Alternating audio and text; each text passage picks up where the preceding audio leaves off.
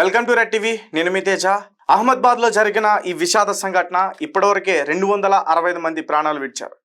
So ఎవరు కూడా ఊహించరు ఇంత పెద్ద దుర్ఘటన జరుగుతుందని. అండ్ ముఖ్యంగా ఎవరైతే పాసెంజర్స్ ఉన్నారో మన భారతదేశానికి సంబంధించిన వాళ్ళు, వేరే ఇతర దేశానికి సంబంధించి బ్రిటిష్, పోర్చుగల్, అలాగే కెనడా, సో వీళ్ళందరిలో ఒక్కరు మాత్రమే బ్రతికారు. భారతీయ పౌరుడు, బ్రిటిష్లో సెటిల్ అయిపోయిన రమేష్ అనే ఒక వ్యక్తి. విమానం ఎప్పుడైతే స్టార్ట్ అయిందో ఒక 30 సెకండ్స్కి ఒక పేలుళ్ళ నాకు అనిపించిన శబ్దం వచ్చింది. కుదుపులో వచ్చాయి. వెంటనే విండో నుంచి 11A సీట్లో కూర్చున్న అతను వెంటనే విండో తేల్చి దాంట్లో నుంచి దూకేసి బయటకు వచ్చేసాడు. తర్వాత స్పృహ కోల్పోయాడు. కొన్ని నిమిషాల తర్వాత తనకు స్పృహ వచ్చింది. వెంటనే స్థానికులు వాళ్ళ దగ్గరికి వెళ్ళడం, అతను తీసుకొచ్చి అంబులెన్స్ ఎక్కించడం, హాస్పిటల్కి తీసుకెళ్ళడం, ఇవన్నీ కూడా జరిగాయి. అయితే తాజాగా వచ్చిన సమాచారం ఏంటంటే, అండ్ ఈ సమాచారం కన్నా ముందు మన ప్రతి ఒక్కరిలో కూడా అసలు ఈ ప్రమాదం ఎలా జరిగింది, ఎవరి వైఫల్యం వల్ల జరిగింది, అసలు ఇప్పుడు ఆ బోయింగ్ ఏదైతే ఉందో ఎయిర్వేస్ సంస్థని మనం బ్యాన్ చేయబోతున్నామా, ఇవన్నీ కూడా బయటకు వస్తున్నాయి. నిజానికి అసలు ఇది దేని వల్ల జరిగిందనే విషయం మనం క్లారిటీగా తెలుసుకోవాలి.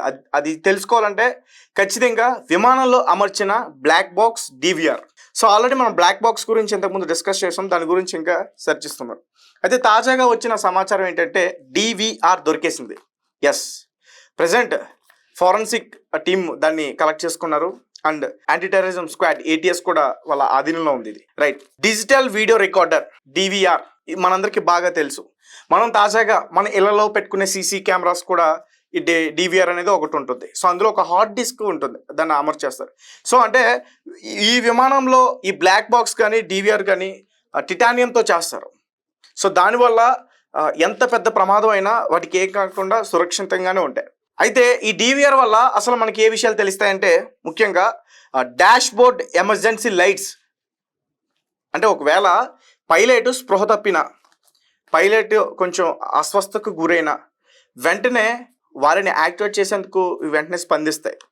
సో ఈజీగా అవి తెలుస్తాయి అన్నమాట. And voice data recordings, voice recordings, engine conditions, feet, విమానం ఎంత ఎత్తులో ఉంది, అలాగే విమానం ఎంత స్పీడ్లో వెళ్తుంది, అండ్ పైలట్ వాయిస్, ఆ పైలట్లు ఇద్దరు ఏం మాట్లాడుకుంటున్నారు, వాళ్ళ ప్రైవేట్గా మాట్లాడుకున్న విషయాలు కూడా తెలుస్తాయి. అండ్ ప్రయాణికులు ఏం డిస్కషన్ చేస్తున్నారు, ప్రయాణికులు కూర్చున్న చోట నుంచి కూడా ఇదంతా కూడా క్యాప్చర్ చేస్తుంది. అంటే విమానంలో చాలా కెమెరాస్ ఉంటాయి. సో ఆ కెమెరాస్లో రికార్డ్ అయిందంతా కూడా ఇప్పుడు DVRలో నుంచి వస్తుంది. సో DVR అయితే ప్రజెంట్ దొరికింది. అండ్ DVRతో పాటు మనకి ఇంకా ఈ బ్లాక్ బాక్స్ కూడా దొరకాలి. సో బ్లాక్ బాక్స్ దొరికితే అసలు పైలట్ చివరిగా మాట్లాడినవి ఏంటి, పైలట్స్ ఇద్దరు కూడా మేడే అని ఒక కాల్ చేశారంటూ చెప్తున్నారు. సో ఆ కాల్ చేసినప్పుడు వాళ్ళు ఏం అడిగారు, వాళ్ళకి ఏ హెల్ప్ అడిగారు, ఇవన్నీ కూడా తెలిసే అవకాశం ఉంటుంది. అండ్ దీన్ని డికోడ్ చేస్తారు. అండ్ మరీ ముఖ్యంగా CCTV ఫుటేజెస్ అన్నీ కూడా ఎక్కడైతే విమానంలో వాళ్ళు అమర్చారో ఆ CCTV ఫుటేజ్ అంతా కూడా రికార్డ్ అవుతుంది. అది సేఫ్గా ఇప్పుడు ఈ DVRలో ఉంది. సో ప్రజెంట్ ఈ విపత్తుకు సంబంధించి, ఈ ఏదైతే విమానం క్రాష్ అయిపోయిందో దీనికి సంబంధించి పూర్తి సమాచారం మొత్తం DVRలో ఒక 50% అయితే ఉంటుంది. మిగతా % మొత్తం బ్లాక్ బాక్స్లో నుంచే రావాలి. సో ఎందుకంటే అందులో పూర్తి సమాచారం ఉంటుంది. అంటే పైలట్స్కి సంబంధించిన పూర్తి సమాచారం కూడా అందులో రికార్డ్ అవుతుంది. అండ్ బయట నుంచి వచ్చే సిగ్నల్స్, వాళ్ళ దగ్గర నుంచి వచ్చే సిగ్నల్స్, ఎవ్రీథింగ్ కూడా ఆ బ్లాక్ బాక్స్లో రికార్డ్ అవుతాయి. అండ్ దీని గురించి మనం ఇంతకుముందు కూడా ఒక సబ్జెక్ట్లో చెప్పుకున్నాం. ఆ ఫ్లైట్ డేటా రికార్డ్ FDR, అది కూడా బ్లాక్ బాక్స్లో ఉండే అవకాశం ఉంటుంది. And CVR, cockpit voice recorder, and ఈ DVRకి సంబంధించింది ఉంటుంది, అలాగే ఈ బ్లాక్ బాక్స్కి సంబంధించిన దాంట్లో కూడా ఉంటుంది. సో అలాగే వీటితో పాటు స్టాఫ్ డిస్కషన్స్, స్టాఫ్స్ అక్కడ మాట్లాడుతూ ఉంటారు కదా, ఎయిర్ హోస్టర్స్ అంటారు కదా, సో వాళ్ళు ప్రయాణికులతో మాట్లాడుతున్న అవన్నీ కూడా రికార్డ్ అయ్యే అవకాశం ఉంటుంది. And pilots announcement take off అయ్యే ముందు, అలాగే ల్యాండింగ్ అయ్యే ముందు, సో వాళ్ళు ఏదైతే అనౌన్స్మెంట్స్ చేస్తారో అది కూడా రికార్డ్ అయ్యే అవకాశం ఉంది.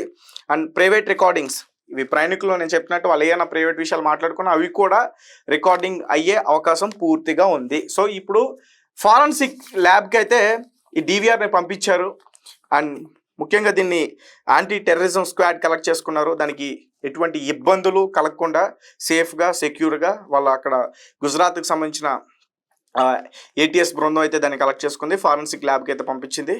సో ఇప్పుడు వాళ్ళు తీసుకెళ్లారు కాబట్టి దీన్ని డికోడ్ చేస్తారు. డికోడ్ చేసిన తర్వాత అసలు ఫ్లైట్లో ఏం జరిగింది, టేక్ ఆఫ్ కాకముందు నుంచి కూడా ఏం జరిగింది, మొత్తం పిన్ టు పిన్ మొత్తం కూడా సగం అయితే బయటకు వస్తుంది. అండ్ అలాగే బ్లాక్ బాక్స్